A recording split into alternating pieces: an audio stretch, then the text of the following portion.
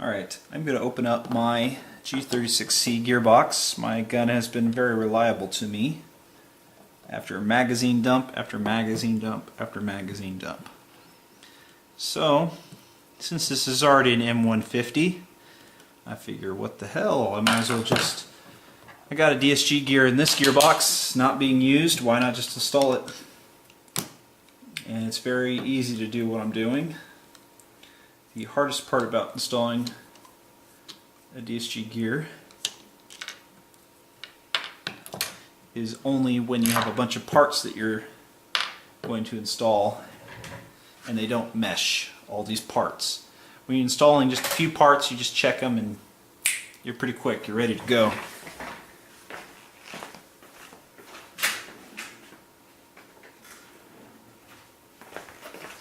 And the cool thing about this is the quick spring swap. I think it's this one.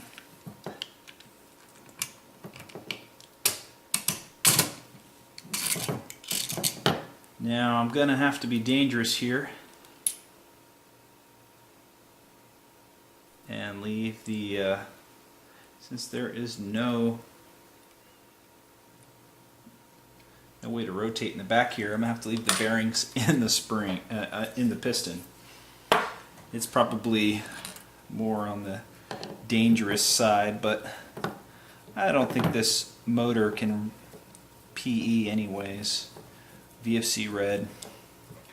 I don't think it will PE anyways.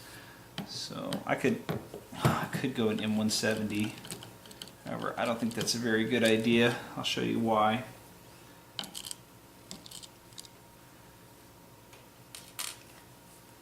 Alright, so we're going to go ahead and unscrew everything here.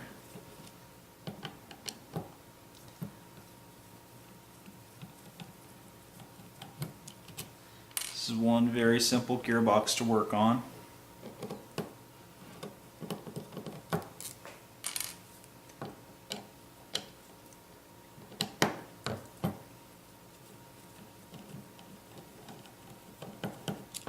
Oh my god, for all those people that think that my guns get broken constantly, yeah, that don't happen.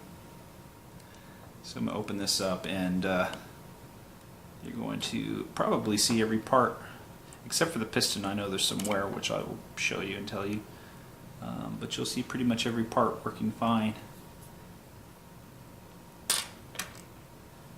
Okay, there it is. I don't see anywhere whatsoever so far, so let's go ahead and start checking things. And then just reinstall the DSG gear in here. Okay, so let's lift this up. I won't install it if I don't get awesome compression. Here's a little bit of piston wear right here. Hasn't stopped the gun from functioning, but it will get gradually worse. So since I'm already running an M150, I could just keep doing what I'm doing. Looks like some of the grease probably got in here, just a little bit of it. Everything in there looks good. Now see what compression we get. Oh, absolutely great compression.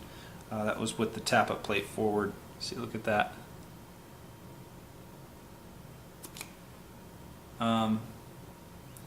So here's what I had happen in the back a while ago. You can see I put some Sorbo because I kept releasing the anti-reversal latch here, and this gear would sling backwards in motion and just hit the back here and damaged it. And so I just filled the gap with Sorbo in the back. And you can see the teeth here have the slightest bit of marking. I mean, it's very, very tiny. It's hard to even tell on the two teeth right here. So not the pickup, not the second, but the third and fourth have very tiny markings. And it's probably from the spring power over time, just fully unloading the gun, just having fun of dumping magazines through it. So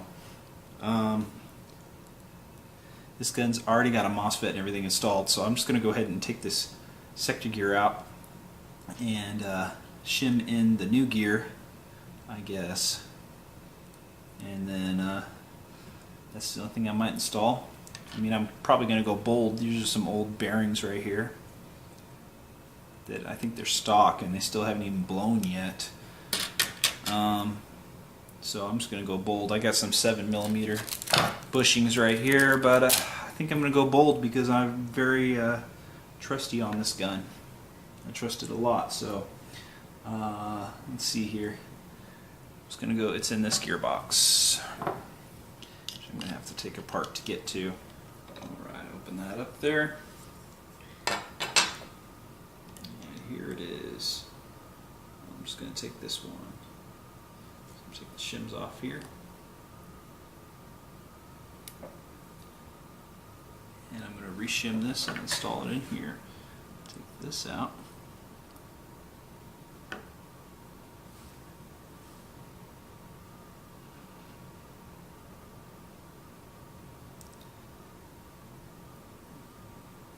It looks like I might be able to get away with shimming is going to be very similar.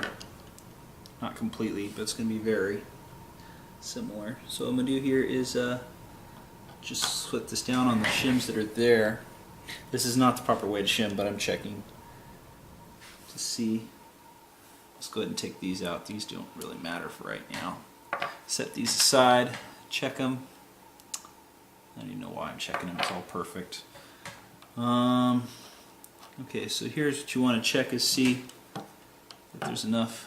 Let me pull this out too. Enough distance clearance. And certainly there is. Now to close it up, I'm going to go with, instead of this shim here,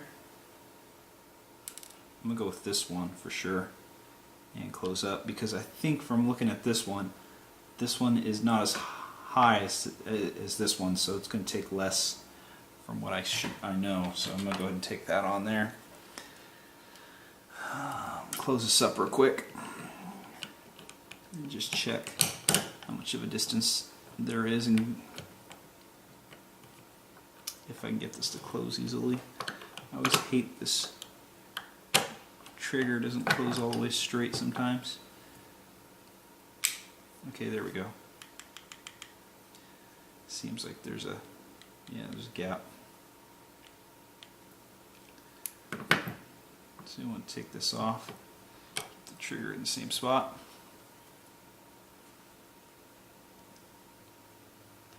Let's see here. This is spinning. Let's not do this one. Let's take a few of these right here. Put them right on top.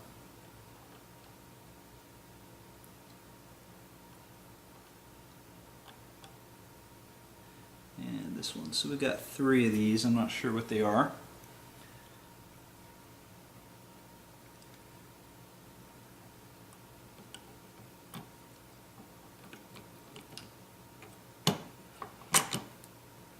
This gearbox is never ever really straight as you try to close it. Dang it. See, that's what happens. All the shims come flying off.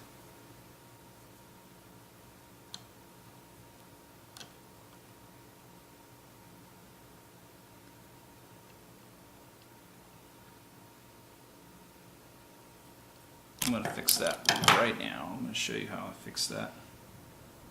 First off is getting all the shims on here. Second off is moving this trolley piece forward so it's straight. And then pushing this down and going straight for the gears first. Gears first. If it will allow me to get the gears. There we go. Now I'll move the trigger and hold it straight. There we go. There is what sounds to be the slightest bit of up and down movement. Now this is what I would consider too tight. So we want to basically be checking these 3 now. Get up there. digital thing.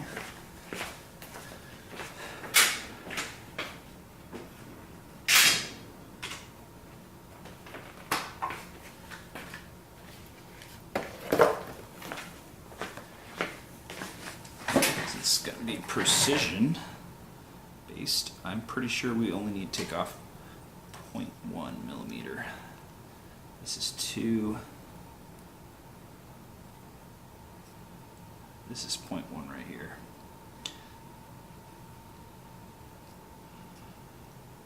And that's 0.1. Okay. Sometimes that rattle can be also some other parts, so you need to make sure that you're checking everything. Usually I do that with all the stuff out, so I can tell, not get confused if the trigger is rattling or something.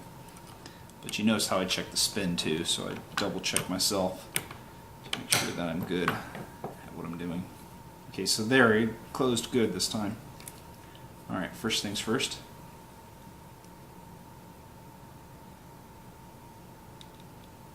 Now to close it tight, screw it tight so I can test it.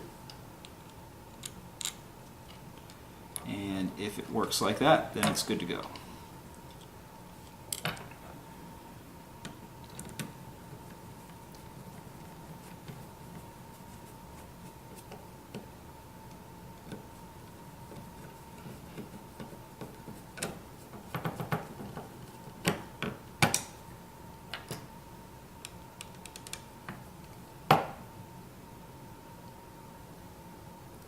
What we'll do is check in here, make sure that it does not hit the gear at all.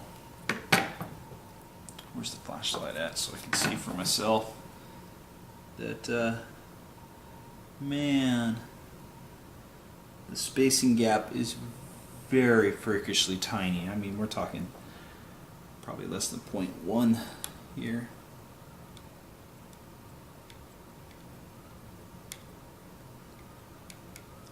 Guys, I might plan to put some shims from the top to the bottom just to make sure that there is no grinding between the gears. I mean, there definitely seems to be no touch right now, but just to be on the safe side, I'm going to add another 0.1 millimeter. And I also need to install the tappet plate, make sure there's no pressure on that piece.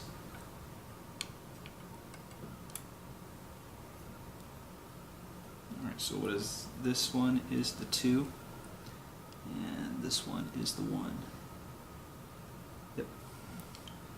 So let's take this up here, add this 0.1 millimeters to the bottom here. Put this on here. Where's the piston assembly at? Take this off. This is brand new version 3. Well, it's not brand new anymore. It's a garter tappet plate, so this will work perfect. It's a very good tappet plate.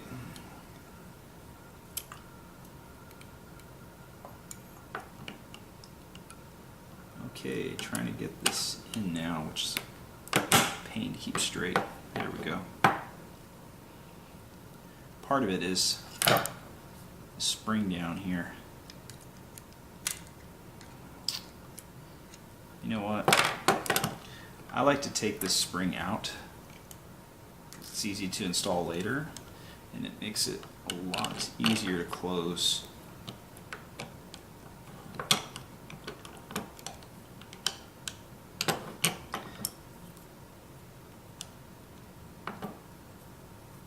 make sure all the parts are in position, or else it won't close correctly.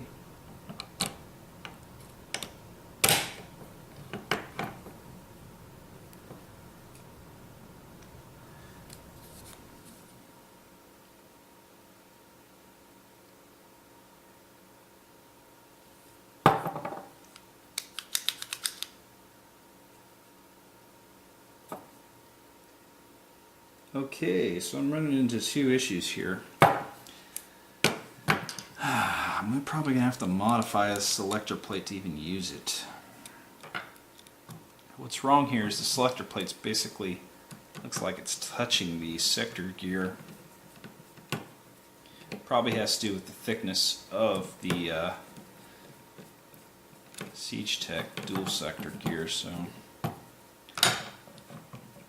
that's my guess from looking right on it.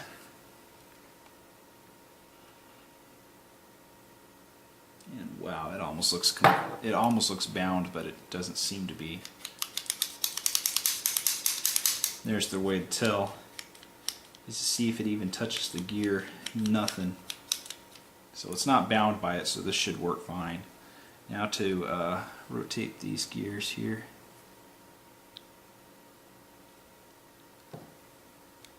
Check the inside. There's definitely more of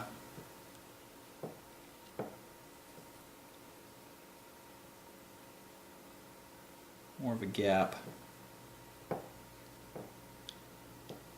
Very small gap. Okay. So there you go. Checked both things. Going to install.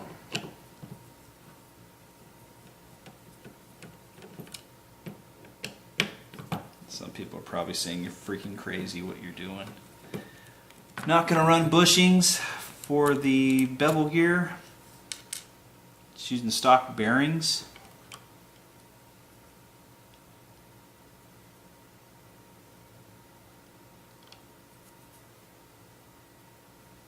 And what you want to do here is check to make sure there's no friction on the other side of the gearbox shell. So I'm putting this on here.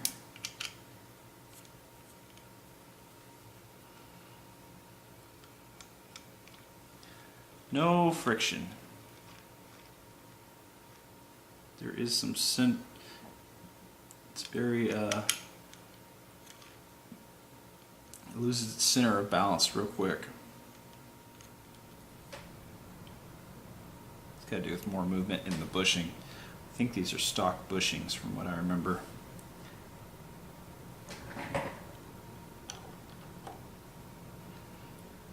Okay. Alright, so we're going to go ahead and put this thing together.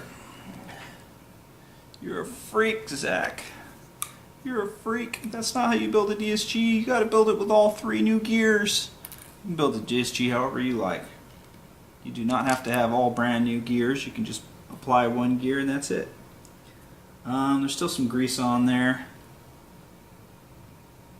It's really probably should be re-greased, which I'm going to do. I'll make sure this spring is really strong. If it's not, you're not going to get much of anything.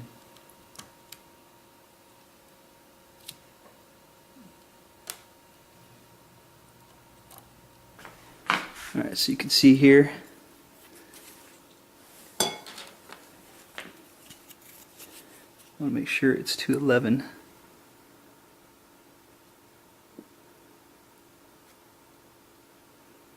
And which it is, 11 millimeters from here to this tip. Not all the way over here, just this area right here to this area. Okay, so now that that's done, I can go ahead and finish the installation. Now, the question is going to be, because I'm using a 150 spring, is this going to pre-engage? I don't think the motor's fast enough to pre-engage, but I could be wrong. We're going to go ahead and install this. So everything was already pre-done, all the angle engagement corrections and so forth. Where is this thing? It's this one.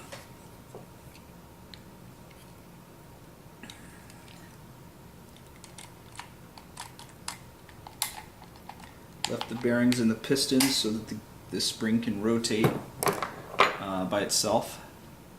It needs to be able to rotate, or you're going to have some really big problems later. And you ain't going to be so happy. Let's take these off, they're kind of in my way. Okay, so it should be done with the dual sector gear installation for this Aries G36. And we're going to test fire it in the garage with 2 5s.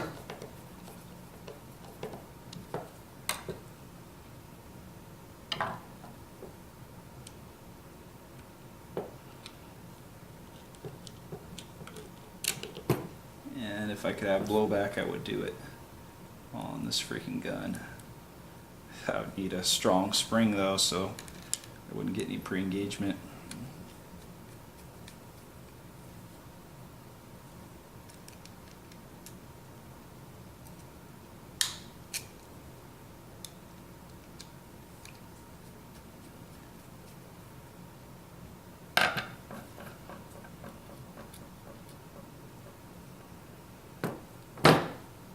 Let's pull this back here.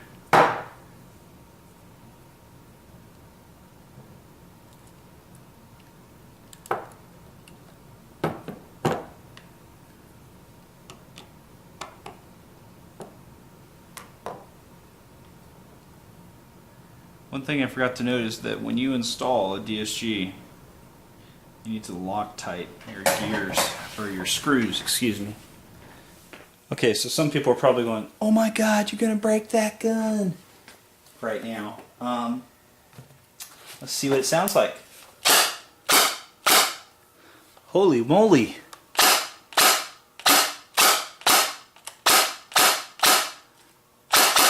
So fast. Oh!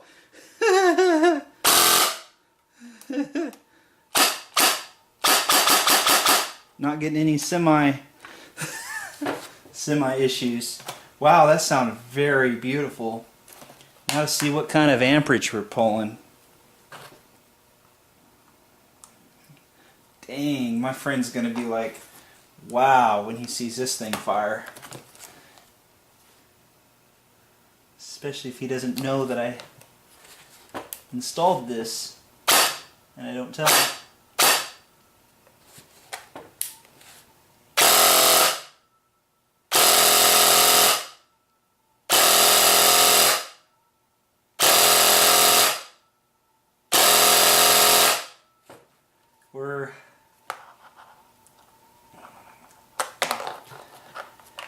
We're right under 30 amps. Right under. So the amperage only increased a little bit.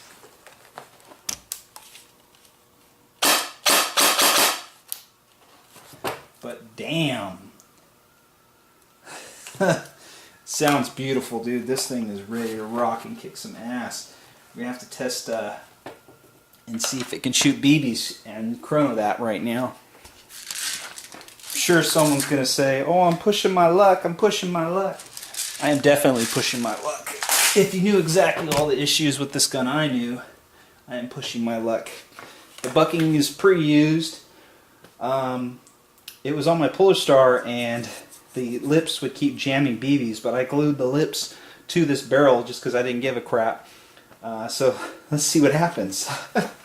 If it gets jammed, jams up BBs, it could really totally F up this gun right away. You would hear boom!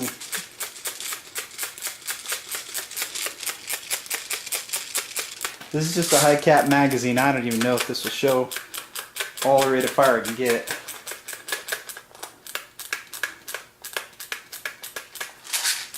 This is actually 2.0s. I found some 2.0s.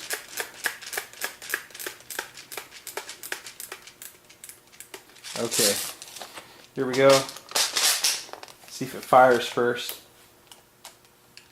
Oh, need the battery, doofus. Here I am like, oh, don't worry, I got it. I got it. And then I realize, oh, need the battery. Need the battery. Okay. Definitely fires, which I knew. Yeah, get this thing in there. Gonna have to go around the camera. Let's see if I can situate this down. Get right in here.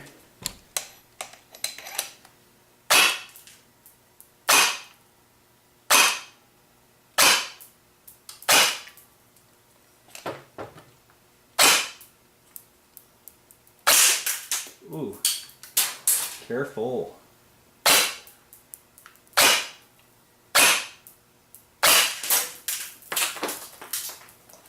I'm gonna try to hold this up over here so I can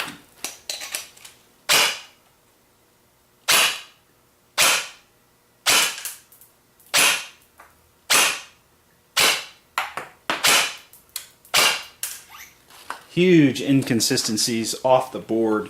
I mean, it's everywhere. It has to do with the parts I just put together, a bunch of meshing issues in the hop-up. I'm going to have to fix that to get consistency. Alright, so let's see if we can get, I guess, some rate of fire. So I'm going to fix some issues for the compression. The gearbox cycles beautifully though, so here's rounds per second.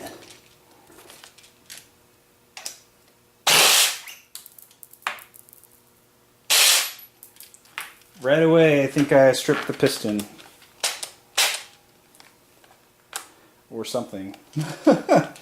So I definitely blew out my luck. Blew out my luck. Did you see the size of that pickup tooth? It wasn't very big. So, so what happens when you go full auto? It probably stuck a BB in the barrel, like I was saying. And I'm pushing my luck too much. And let's see. Oh, yep. What did I tell you? Stuck right there is the BB. You can see it.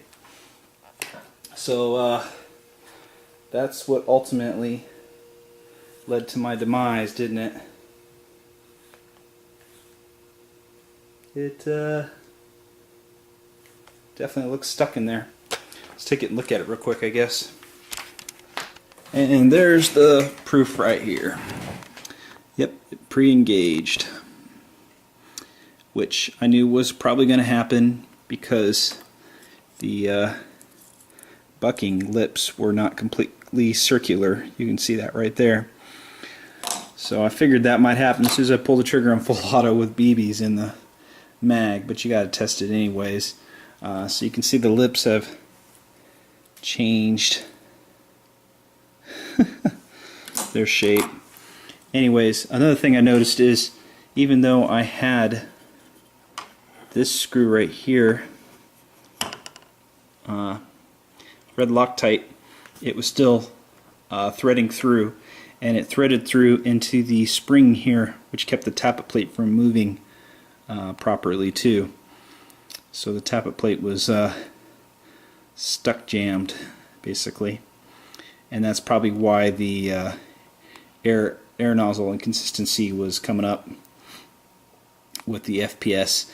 Anyway, so if I somehow prevent that, just get a new piston, which I was looking to get anyways because that pickup tube didn't have very much. You can see the sorbethane still there though. I took off everything else except the sorbethane. I'm pretty sure this would be a good gun to run. I'd have to somehow prevent this issue from for sure though, because that's going to go in even with the red Loctite. Every other screw is really hard to take this thing apart. They did not move except for that one. I guess just a little bit of it touches. Maybe I'll super glue it or something. I don't know. Could just remove it to be on the safe side. It's not useful other than holding the bolt back and pressing the anti-reversal latch, which I shouldn't do anymore. But there's a whole video. I just had to make something. I didn't have anything else to do tonight. I'm running out of projects to do. I still haven't been able to shoot D. Milne's gun yet, which I'm pretty sure is finished. I just have to get a chance to go out to the field. So you can see a DSG build is very possible. I showed quickly, and I basically said throughout the video what I knew what might fail real quickly. It was definitely an issue of this, the BB's not feeding through, getting stuck in here, and then what that did was make the piston go in slower motion, and the gears are still spinning the same rate, so they just take a part of the piston. So that's how that happens. So basically you could do your own DSG pretty easily, and I told you the issues to look out for. So you could do it pretty easily. It's very easy to do.